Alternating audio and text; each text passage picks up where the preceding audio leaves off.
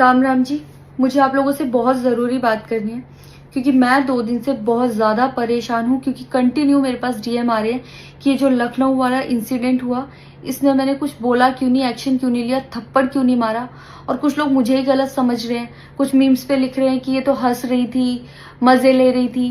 कि पब्लिक में कोई मुझे ऐसे टच करके जाएगा उसमें मुझे खुशी होगी, मुझे मज़े आएंगे।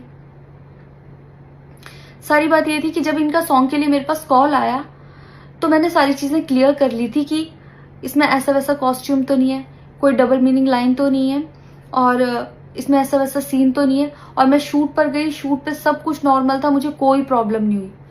जब इन्होंने मुझे लखनऊ के इवेंट के लिए बोला तो मैंने हाँ बोल दिया क्योंकि मुझे शूट पर भी कोई प्रॉब्लम नहीं हुई थी।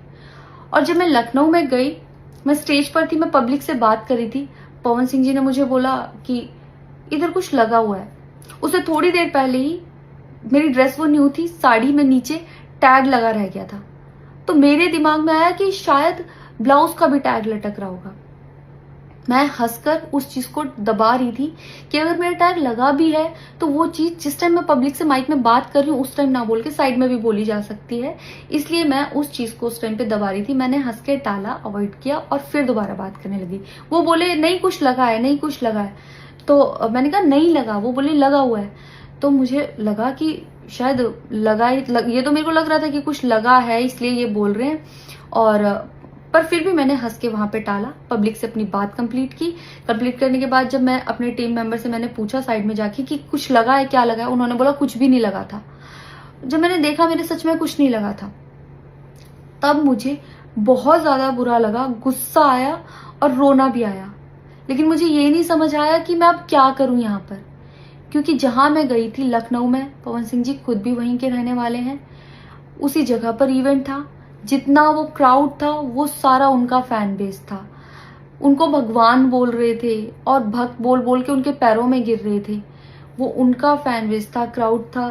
तो मुझे समझ नहीं आया कि मैं क्या करूं। अगर मैं कुछ भी बोलती तो क्या वो लोग मुझे सपोर्ट करते। मेरे साथ कुल 3-4 बंदे यहाँ से गए थे, तो वहां जितना क्राउड था क्या वो लोग मेरा साथ देता। मैंने सोचा मैं बैक स्टेज जाके बात करूंगी। इतनी देर में थोड़ी देर रील्स बन के अचानक से वो उतर के चले गए बीच में ही इवेंट के। थोड़ी देर मैंने रील बनाई, अनाउंस ये किया गया कि अभी इवेंट दोबारा स्टार्ट होगा। डिनर के लिए अनाउंस कर दिया गया, मैं भी उतर के चली गई और इवेंट वहां पे खत्म हो चुका था। अनाउंस किया गया था सिर्फ कि दोबारा होगा। नेक्स्ट डे जब मैं घर आई तो मैंने देखा ये बहुत बड़ा मैटर बन चुका था। मैंने उन लोगों से कांटेक्ट करने की कोशिश की, किसी ने मेरा फोन पिक नहीं किया, ना ही उन लोगों ने फोन करके मुझसे हालचाल पूछा कि परेशान हो या कुछ भी नहीं, कोई हालचाल नहीं लिया।